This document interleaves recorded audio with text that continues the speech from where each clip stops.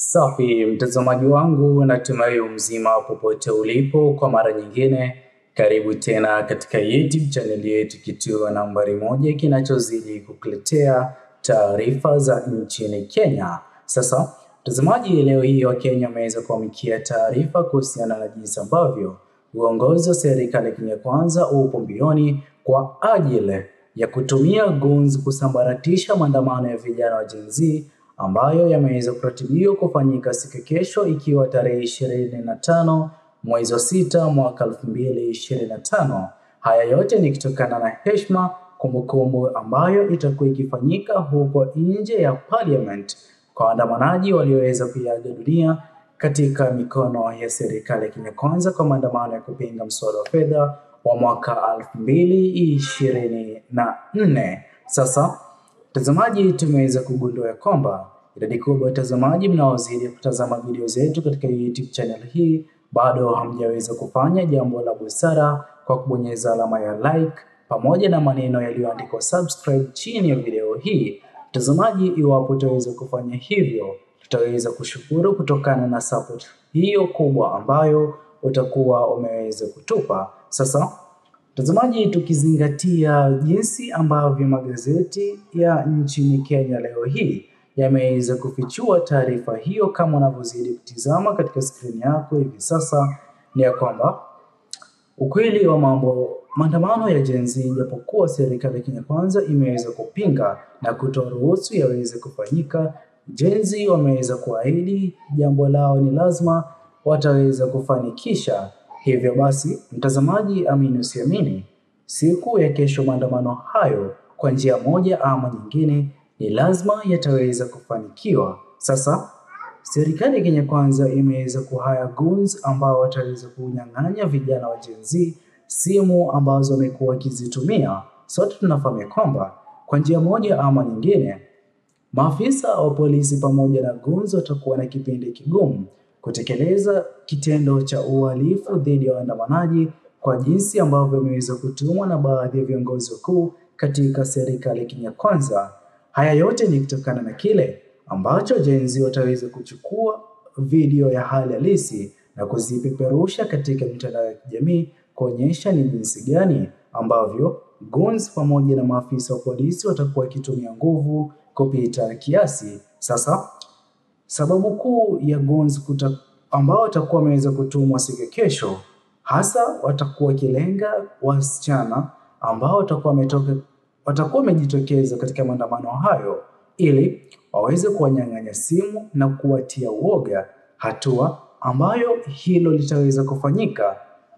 Kile ambacho kitaweza kufuatia ni maafisa wa polisi nao kutumia nguvu kupita kiasi, kwani itakuwa baadhi ya waandamanaji hawatakuwa na simu na hawatakuwa na uwezo wa kuonyesha Wakenya ni kipi ambacho kimekuwa kikifanywa na maafisa wa polisi ambao wako na haki na uwezo wa kutetea Wakenya, ila wataweza kusaliti Wakenya na kutumia nguvu kupita kiasi, jambo ambalo Wakenya kwa kuwa wameweza kulifahamu wameweza kuchukua mbinu mpya ambayo wote wataweza kupambana na goons pamoja na maafisa wa polisi iwapo watakuwa wameweza kuchagua mbinu ya kufukuzana ama kutumia nguvu kupita kiasi. Ila kile ambacho wameweza kuanzisha kwa muda hivi sasa katika mitandao ya kijamii ni lazima kiweze kufanikiwa kwa njia moja ama nyingine.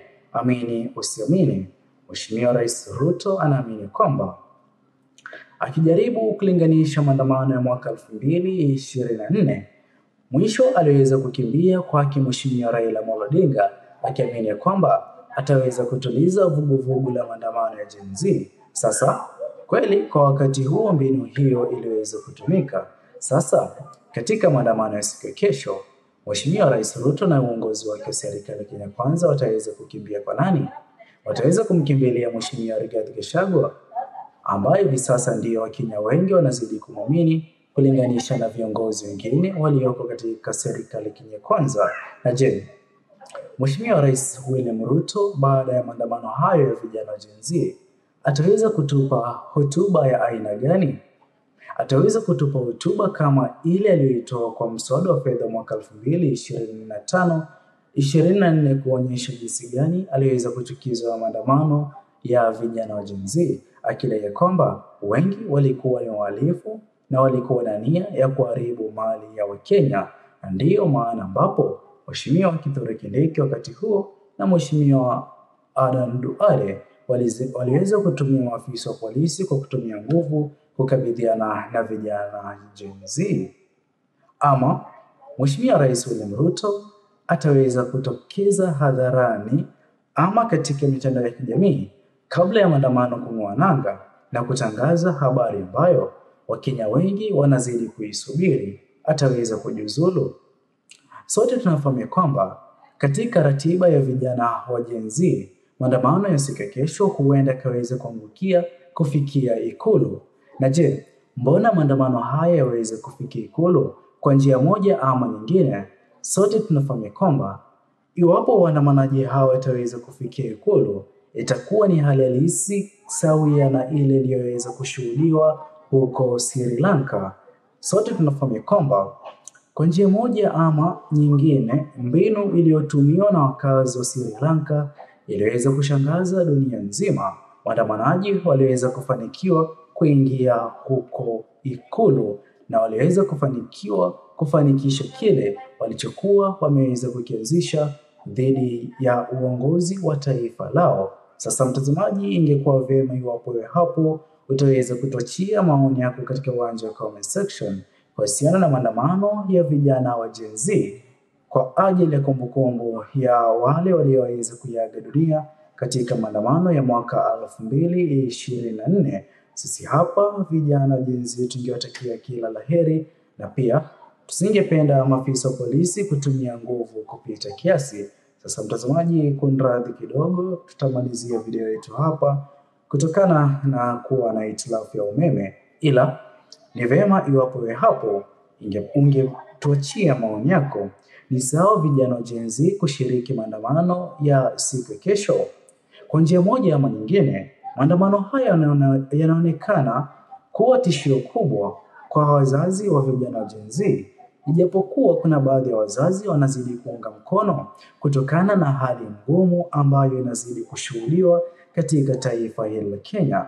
Kwa mfano, kuna baadhi ya wazazi wameweza kujitokeza na kudai kwamba baadhi ya ahadi walizoweza kuahidiwa hazijaweza kufanikishwa, huku watoto wao hawana ajira kwa njia moja ama nyingine. Mtoto huyu ambaye ameweza kumfunza takriban kutoka chekechea, primary, secondary hadi university. Sasa mtoto huyu ataweza kumpeleka wapi kama taifa la Kenya hawezi kuweka ajira kama walivyoweza kuahidi? Ndio maana wanaona ni vyema iwapo ataweza kujaribu kupigania haki yao na mwisho wa siku kuleta manufaa katika taifa hili la Kenya. Manufaa haya yataweza kufaa wananchi wa Kenya kwa ujumla na sio kama ilivyoko hivi sasa kufaa viongozi walioko katika serikali ya Kenya Kwanza pekee. Subscribe, like, comment na kushare. Bye bye until the next video.